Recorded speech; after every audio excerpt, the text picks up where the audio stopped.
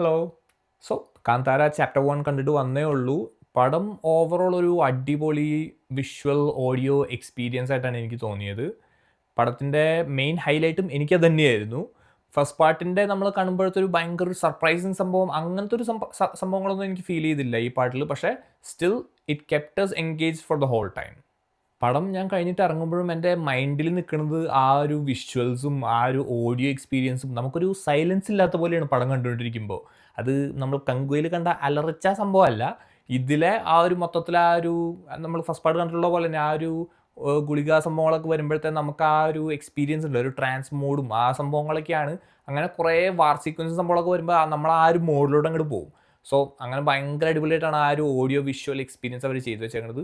ഷോർട്സൊക്കെ നമുക്കിങ്ങനെ എടുത്തെടുത്ത് പറയാനായിട്ട് കുറേ ഉണ്ട്. ലൈക്ക് കുറേ സ്റ്റേഷനറി ഷോർട്സ് അവർ എടുത്ത് വെച്ചേക്കുന്നതാണെങ്കിലും പിന്നെ സ്റ്റൺസും എല്ലാം കൂടെ വിഷ്വൽസ് ഒരു ഭയങ്കര അടിപൊളിയായിട്ടാണ് ചെയ്തേക്കണേ. നമ്മൾ കുറേ, ഞാൻ പറഞ്ഞല്ലോ, കുറേ സീനുകൾ എടുത്തെടുത്ത് പറയാനുണ്ട്. പക്ഷേ അതിപ്പോൾ നമ്മൾ തിയേറ്ററിലായതുകൊണ്ട് നമുക്കിങ്ങനെ എല്ലാം കൂടെ ഓർത്തിരിക്കാൻ പറ്റില്ല. പടം OTT-യിലൊക്കെ വന്നു കഴിയുമ്പോൾ കുറേ പേര് അതിനെക്കുറിച്ച് ഇങ്ങനെ എക്സ്പ്ലെയിൻ ചെയ്ത് വീഡിയോസൊക്കെ വരുമായിരിക്കും. പടത്തിൻ്റെ BGM നോക്കുമ്പോഴും അവർ ഭയങ്കര രസമായിട്ട് ചെയ്തിട്ടുണ്ട്. കുറേ സീക്വൻസ്, ആക്ഷൻ സീക്വൻസ് ആകട്ടെ അല്ലാതുള്ള കുറേ സീക്വൻസൊക്കെ ആകട്ടെ ഒരു ഭയങ്കര അടിപൊളിയായിട്ട് മ്യൂസിക് ചെയ്ത് വെച്ചിട്ടുണ്ട്. Same way sound design too. നമ്മൾ പടം കണ്ടുകൊണ്ടിരിക്കുമ്പോൾ ചില സൗണ്ടുകളൊക്കെ അങ്ങോട്ടും ഇങ്ങോട്ടൊക്കെ പോയി ആ ഒരു ഭയങ്കര എക്സ്പീരിയൻസ് ആയിരുന്നു. നമ്മൾ എല്ലാ പടത്തിലും നമുക്ക് അങ്ങനെ കിട്ടില്ല. അപ്പോൾ ഇതിലവർ ഭയങ്കരമായിട്ട് ടേക്ക് കെയർ ചെയ്തിട്ടുണ്ട് ആ കാര്യങ്ങളൊക്കെ. സോ നമുക്ക് കുറേ അങ്ങനത്തെ വിഷ്വൽ സംഭവങ്ങളുടെ പോലെ തന്നെ ഓഡിയോ അവർ ഭയങ്കരമായിട്ട് ടേക്ക് കെയർ ചെയ്തിട്ടുണ്ട്. പടം ഫുൾ പോയിക്കൊണ്ടിരിക്കുമ്പോഴും ഒരു കോമഡി, തിൻ കോമഡി എല്ലായിടത്തും ചെറുതായിട്ട് ഇങ്ങനെ സ്പ്രിങ്കിൾ ചെയ്തിട്ടാണ് പോയേക്കണേ.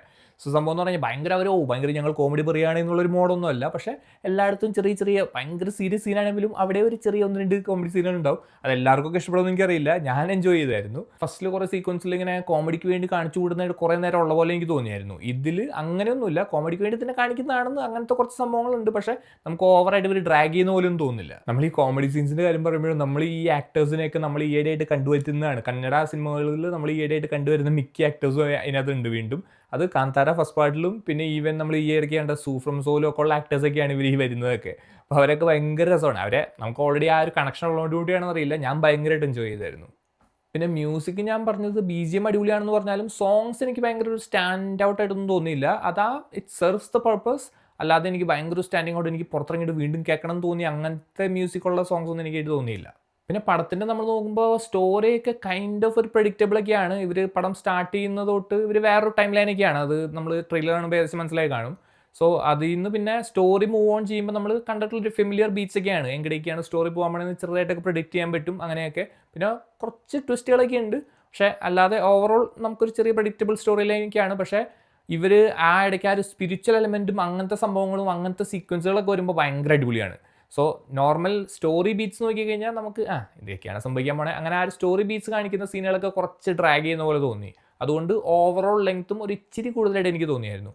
At the same time action സീക്വൻസുകൾ ഭയങ്കര അടിപൊളിയായിട്ട് എടുത്തു വെച്ചിട്ടുണ്ടെങ്കിലും അതിൻ്റെയും ഇടയ്ക്കൊക്കെ ലെങ്ത്ത് കൂടി പോയാലോ എനിക്ക് തോന്നി. ചില 1-2 സീക്വൻസ് ഒക്കെ വേണമെങ്കിൽ കുറച്ചും കൂടെ കട്ട് ഡൗൺ ചെയ്യായിരുന്നു. ഫോർ എക്സാമ്പിൾ ഒരു ഇൻ്റർവൽ, ഒരു മുന്നായിട്ടൊരു ഫൈറ്റ് സീക്വൻസ് ഉണ്ട്, അത് അവർക്ക് വേണമെങ്കിൽ കുറച്ചും കൂടെ ലെങ്ത്ത് കുറയ്ക്കായിരുന്നു എനിക്ക് തോന്നി.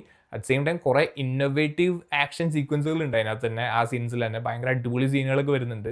പക്ഷേ ലെങ്ത്ത് ഒരു ഇച്ചിരി കട്ട് ഡൗൺ ചെയ്യായിരുന്നു എന്ന്. ഇതേപോലെ തന്നെ അവസാനത്തോട്ട് വരുമ്പോഴും ഇങ്ങനെ ഒരു വാർ സീക്വൻസ് പോലെയൊക്കെയാണ്. അതൊക്കെ കുറച്ച് ലോങ്ങർ ടൈം അവരിങ്ങനെ ചെയ്ത പോലെ തോന്നി. എനിക്ക് തോന്നുന്നത് ഇവർ അതിൻ്റെ ഒരു സ്കെയിലും അത് ഭയങ്കര അടിപൊളിയായിട്ട് ഇവർ ചെയ്തേക്കണം. അതിൻ്റെ ആർട്ട് വർക്കൊക്കെ എടുത്തു പറയണം. സോ ആ ഓവറോൾ ആ സ്കെയിലും അവരെ ചെയ്തേക്കുന്ന പണിയുടെ അത്രയും ഷൂട്ട് ചെയ്തതിൻ്റെ അതിനൊരു ജസ്റ്റിസ് കൊടുക്കണമല്ലോ. അതിന് വേണ്ടിയിട്ടായിരിക്കും അവർ അത്രയും ചെയ്തത് മിക്കവാറും. കാരണം ഇതിനേക്കാളും ചിലപ്പോൾ ഒരു 10 ഇരട്ടി ഇവർ ഷൂട്ട് ചെയ്ത് വെച്ചിട്ടുണ്ടാവും. സോ അതുകൊണ്ടായിരിക്കും അവർ അത്രയും ലെങ്ത് എടുത്തത്. പക്ഷേ അറ്റ് സെയിം ടൈം നമ്മൾ ആ ഒരു ഹോൾ എക്സ്പീരിയൻസ് ആയിട്ട് നോക്കുമ്പോൾ എനിക്കൊരു ഇച്ചിരി ലെങ്ത് കൂടിയ പോലെ തോന്നിയായിരുന്നു. പിന്നെ പെർഫോമൻസിലോട്ട് വരുമ്പോൾ ഞാൻ പറഞ്ഞ പോലെ കോമഡി ആക്ടേഴ്സ് ആയിട്ടുള്ളവർ അവരെല്ലാവരും പൊളിച്ചിട്ടുണ്ട്. അല്ലാതെ ഋഷഭ് ഷെട്ടി പിന്നെ മച്ചാൻ ഇത് ചെയ്യാൻ വേണ്ടി ജനിച്ചതാണെന്നുള്ള ഒരു ഫീൽ നമുക്കിപ്പോൾ എല്ലാവർക്കും ഉണ്ടല്ലോ. അതേ ഒരു മോഡ് തന്നെയാണ് ഇതിൽ മച്ചാൻ അടിപൊളിയായിട്ടുണ്ട്. പിന്നെ ഇതിലുള്ള ആക്ട്രസ് റുക്മിണി വസന്ത്, പുള്ളിക്കാരൻ നമ്മൾ ഈയിടെയായിട്ട് കുറച്ച് കണ്ടുവരുന്നുണ്ട്. പക്ഷേ ഈ പടത്തിൽ കുറച്ച് ഡിഫറൻ്റ് ആയിട്ട് ചെയ്ത പോലെ തോന്നി. അറ്റ് സെയിം ടൈം പുള്ളിക്കാരിക്ക് പെർഫോം ചെയ്യേണ്ട 1-2 സീനുകളൊക്കെ ഉണ്ട്. അത് പുള്ളിക്കാരൻ നൈസായിട്ട് ചെയ്തിട്ടുള്ള പോലെ എനിക്ക് തോന്നിയായിരുന്നു. So she was really nice. പിന്നെ നമ്മൾ ജയറാം ഉണ്ട് സിനിമയിൽ. ട്രെയിലറിൽ എല്ലാവരും ശ്രദ്ധിച്ചിരുന്നോ എന്ന് എനിക്കറിയില്ല. പക്ഷേ Jayaram has a significant role in this movie. ഞാൻ വിചാരിച്ചു പുള്ളിക്കാരൻ ബാക്കി എല്ലാ മൂവീസിലും പോയി ചെയ്യുന്ന പോലെ ചെറിയ റോൾസ് ഒക്കെ ആയിരിക്കും എന്ന് വിചാരിച്ചു. പക്ഷേ this is a significant role and he has done it really nice. പിന്നെ എനിക്കൊരു സ്റ്റാൻഡ് ഔട്ട് പെർഫോമറായിട്ട് തോന്നിയതാണ് ഗുൽഷൻ ദേവയ്യ. പുള്ളി ഹിന്ദി ആക്ടറാണ്. പക്ഷേ മച്ചാൻ ഇതിൽ വന്നിട്ട് അങ്ങ് തകർത്ത് ആടിയിട്ടുണ്ട്. പുള്ളിക്കാരനെ നമ്മൾ ട്രെയിലർ കാണുമ്പോൾ തന്നെ ഏകദേശം ഏത് ടൈപ്പ് ക്യാരക്ടറാണെന്നൊരു ഐഡിയ കിട്ടും. And he has done it so well. പുള്ളിക്കാരൻ്റെ എനിക്ക് കുറച്ചും കൂടിയൊക്കെ സീനുകൾ വേണമായിരുന്നു എന്ന് എനിക്ക് തോന്നിപ്പോയായിരുന്നു, ആ ഒരു മാഡ്നസ് സംഭവങ്ങളൊക്കെ. പക്ഷേ still what over he has done is really nice. പിന്നെ നമ്മൾ സ്ഥിരം കന്നഡ ഇവരുടെ ഷെട്ടി ഗ്യാങ്ങിൻ്റെ മൂവീസിൽ കാണുന്ന പ്രമോദ് ഷെട്ടി എന്ന് പറഞ്ഞ പുള്ളിയുണ്ട്. പുള്ളി ഇതിനകത്ത് നൈസാണ്. അങ്ങനെ കുറേ നമുക്ക് എടുത്തു പറയാൻ കുറേ ക്യാരക്ടേഴ്സ് ഉണ്ട്. പക്ഷേ ഇവർ ഇത്രയും പേരെ കുറിച്ചാണ് എനിക്ക് മെയിനായിട്ട് ഇപ്പോൾ പറയാനുള്ളത്. പിന്നെ പടത്തിൻ്റെ വിഷ്വൽസിൻ്റെ കാര്യം പറയുന്ന പോലെ തന്നെയാണ് ഇതിൽ VFX. എനിക്കങ്ങനെ ക്രിഞ്ചുള്ള VFX അല്ലെങ്കിൽ നമുക്കിങ്ങനെ നോട്ടീസ് ചെയ്യുന്ന VFX ആയിട്ട് ഭയങ്കര കുറച്ച് സീൻസ് തോന്നിയുള്ളൂ. So like I'm like amazed how much of it is real locations എന്നൊക്കെ. ഐ മീൻ ചില സീക്വൻസ് നമുക്ക് കാണുമ്പോൾ മനസ്സിലാവും ജനറേറ്റഡ് ആണെന്ന്. പക്ഷേ അതൊഴിച്ച് കുറേ സീക്വൻസ് ആക്ച്വലി ഒരു ഭയങ്കര ലാൻഡ്സ്കേപ്പിലാണ് ഷൂട്ട് ചെയ്തേക്കുന്നത് നമുക്ക് ഭയങ്കരമായിട്ട് തോന്നുന്നുണ്ട്. അതിപ്പോൾ നമ്മൾ കാണുമ്പോൾ ഇത് നമ്മുടെ നാട്ടിൽ തന്നെയാണോ അതോ ഇനി ഇവർ ഈ നമ്മൾ കങ്കുവയൊക്കെ കണ്ടപ്പോൾ കുറേ ലാൻഡ്സ്കേപ്പ് ഒക്കെ കണ്ടായിരുന്നു. അപ്പോൾ അതൊക്കെ ഞാൻ കേട്ടത് പുറത്തെവിടെ ഷൂട്ട് ചെയ്തിരുന്നു എന്നൊക്കെയാണ് കേട്ടത്. അപ്പോൾ ഇത് അതേപോലെയാണ് ഷൂട്ട് ചെയ്തത്. അറ്റ് ദ സെയിം ടൈം കർണാടകയിൽ ഇങ്ങനത്തെ കുറച്ച് ഹയർ മൗണ്ടൻസും സംഭവമൊക്കെ ഉണ്ട്. So it could totally be there. അങ്ങനെയാണെങ്കിലും ഇവരെ സമ്മതിക്കണം. കാരണം അജാതി സെറ്റും സംഭവമൊക്കെ അറേഞ്ച് ചെയ്ത് അവർ അവിടെ ഷൂട്ട് ചെയ്തത് സമ്മതിച്ചു കൊടുക്കണം. പക്ഷേ അതാ നമ്മൾ വിഷ്വൽസ് കാണുമ്പോൾ നമുക്ക് അത്രയും കൺവിൻസിങ് ആയിട്ട് തോന്നുന്നുണ്ട്. കുറേ VFXും കമ്പ്യൂട്ടർ ജനറേറ്ററും ഉണ്ടാവും, പക്ഷേ അതൊക്കെ ഭയങ്കരമായിട്ട് നൈസായിട്ട് ബ്ലെൻഡ് ആയിട്ടുണ്ട്. പിന്നെ അതേപോലെ തന്നെ ഞാൻ ഈ സ്റ്റണ്ടിൻ്റെ കാര്യം പറയുമ്പോഴും ഇവർ കുറേ ഇന്നോവേറ്റീവ് അല്ലെങ്കിൽ നൈസ് കുറച്ച് ഐഡിയാസിനെ അത് മിക്സും ചെയ്തിട്ടുണ്ട്. സോ കുറേ സ്റ്റണ്ടുകളൊക്കെ അവർ എങ്ങനെയാണ് സംഭവിക്കണേ, അത് അവരെങ്ങനെയാണ് അതിനെ കൊറിയോഗ്രാഫി ചെയ്തേക്കണേ, ഏത് സ്ഥലത്താണ് അത് സംഭവിക്കണത്, അങ്ങനത്തെ കുറേ കാര്യങ്ങളൊക്കെ നൈസായിട്ട് ചെയ്തിട്ടുള്ള പോലെ തോന്നി. ഇതൊക്കെ ടെക്നിക്കാലിറ്റിയിലാണ് കേട്ടോ. നമ്മൾ പടം കണ്ടുകൊണ്ടിരിക്കുമ്പോൾ ഇതൊക്കെ ഞാൻ നോട്ടീസ് ചെയ്യുന്നതുകൊണ്ട് ഞാൻ ഭയങ്കരമായിട്ട് എൻജോയ് ചെയ്യുന്നുണ്ട്. അത് എത്രത്തോളം എല്ലാവർക്കും അത്രയും എൻജോയബിൾ ആവുമെന്ന് എനിക്ക് ഉറപ്പില്ല. പക്ഷേ നമ്മൾ കണ്ടുകൊണ്ടിരിക്കുമ്പോൾ അത് നൈസായിരുന്നല്ലോ, ഇത് ചെയ്തത് നൈസായല്ലോ, ഇങ്ങനെയൊക്കെ ചെയ്യാമല്ലേ, അങ്ങനെ കുറേ നമുക്ക് കുറേ ഒരു ടെക്നിക്കൽ സംഭവങ്ങൾ കണ്ട് നമ്മൾ ബൾബായി പോകുന്ന മൊമെൻറ്റ്സ് ഉണ്ടായിരുന്നു. പിന്നെ സ്റ്റോറിയുടെ ഞാൻ കാര്യം പറഞ്ഞ പോലെ പടം ഇങ്ങനെ നമുക്കറിയുന്ന ബീറ്റ്സ് ആണെന്ന് പറഞ്ഞാൽ പോലും പടം ഇസ് ഭയങ്കര ഇവൻറ്റ്ഫുൾ. ലൈക്ക് ഒരു ഇവന്റ് കഴിയും, അപ്പോൾ തന്നെ അടുത്ത് എന്തെങ്കിലും പോകും, അല്ലെങ്കിൽ ഇവർ ഹണ്ട് ചെയ്യാൻ പോകും, അങ്ങനെ എന്തെങ്കിലുമൊക്കെ ഇങ്ങനെ ബാക്ക് ടു ബാക്ക് സംഭവിച്ചുകൊണ്ടിരിക്കുകയാണ്. പിന്നെ കാന്താര 1 നമ്മൾ ആ ഒരു ക്ലൈമാക്സിനോട് എടുക്കുമ്പോഴത്തെ ആ ഒരു പെർഫോമൻസ് സംഭവങ്ങൾ ഈ പടത്തിലും വരുന്നുണ്ട്.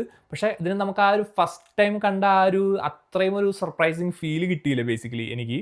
പക്ഷേ it's still amazing, it looks good and sound ഡിസൈനും എല്ലാം കൂടെ വെച്ചിട്ട് നമ്മൾ കാണുമ്പോൾ ഭയങ്കര ഫീലാണ്. പക്ഷേ ആ ഒരു ഫസ്റ്റ് ടൈം നമ്മൾ കണ്ടപ്പോൾ കിട്ടിയൊരു സർപ്രൈസും എല്ലാം കൂടിയൊരു മിക്സ് ഫീലിംഗ് ഉണ്ടല്ലോ, ആ ഒരു സംഭവം ഇതിൽ നമുക്ക് അത്രയും കിട്ടുന്നില്ല.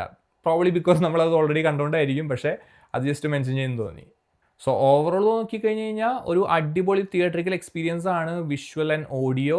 പടത്തിൻ്റെ ലെങ്ത് ഒരു ഇച്ചിരി വേണേൽ കുറയ്ക്കായിരുന്നു തോന്നി. പക്ഷേ മൊത്തത്തിൽ നമ്മളൊരു പീരിയഡ് മൂവീസിലൊക്കെ കണ്ടിട്ടുള്ള കുറേ സിമിലർ ബീറ്റ്സ് ഒക്കെ ഉണ്ട്. പക്ഷേ at the same time technicalities കാരണം ഭയങ്കര എൻഗേജിങ്ങും ഭയങ്കര ഇൻട്രസ്റ്റിംഗ് ആയിട്ട് എടുത്തു വെച്ചേക്കുന്ന ഒരു അടിപൊളി പടം. സോ പടം നിങ്ങൾ കണ്ടിട്ടുണ്ടെങ്കിൽ നിങ്ങളുടെ അഭിപ്രായം എന്താണെന്ന് പറയുക. I will see you guys in the next one.